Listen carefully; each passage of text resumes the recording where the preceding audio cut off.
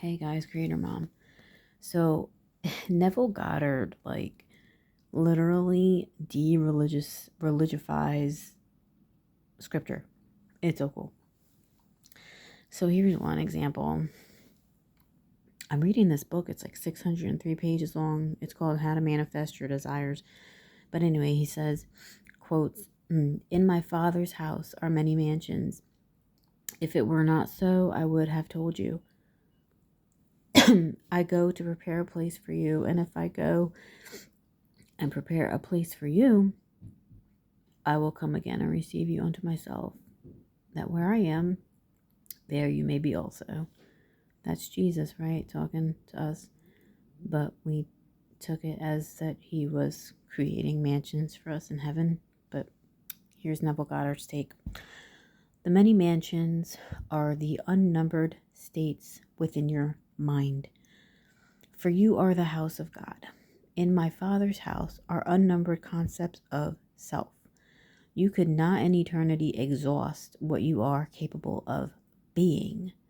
If I sit quietly here and assume that I am elsewhere, I have gone and prepared a place. But if I open my eyes, the bilocation which I created vanishes, and I am back here in the physical form that I left behind me as I went to prepare a place. But I prepared the place nevertheless, and will in time dwell there physically. You do not have to concern yourself with the ways and the means that will be employed to move you across space into that place where you have gone and mentally prepared it. Simply sit quietly, no matter where you are, and mentally actualize it. But I give you warning, do not treat it lightly, for I am conscious of what it will do to people who treat it lightly. I treated it lightly once because I just wanted to get away, based only upon the temperature of the day. It was in the deep of winter in New York, and I so desired to be in the warm climate of the Indies that I slept that night as though I slept under palm trees. Under the next morning when I awoke, it was still very much winter. I had no intentions of going to the Indies that year, but distressing news came which compelled me to make my journey.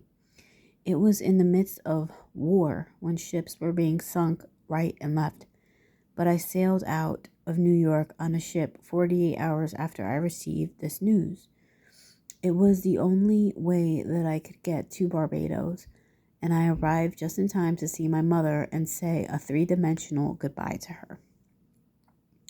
In spite of the fact that I had no intentions of going, the deeper self watched where the great cloud ascended. I placed it in Barbados, and this tabernacle, my body, had to go and make the journey to fulfill the command. Wherever the sole of your foot shall tread, that have I given unto you. Wherever the cloud descends in the desert, that you reassemble. There you reassemble that tabernacle. I sailed from New York at midnight on a ship without taking thought of submarines or anything else. I had to go. Things happened in a way that I could not have devised. I have another opinion about this. My opinion is that his spirit already knew that he was going to be going to Barbados. He didn't know his mom was dying, but the greater part of him, the God in him, knew what was happening. And I feel like I believe that is why the desire to be in the Indies in that warm weather came upon him. It was telling him like, hey, you're about to go there. Like a premonition. That's how I see it, because I feel like that's how I've experienced things. Like this desire comes upon me and then suddenly it comes to pass. I feel like that's just the God in me knowing ahead of time what's going on and telling me what will happen. As where he sees it as as him devising the scene, and then because he did that, it came to pass. I don't know. I don't really see it that way. I see it the other way. I don't know. All right. Peace.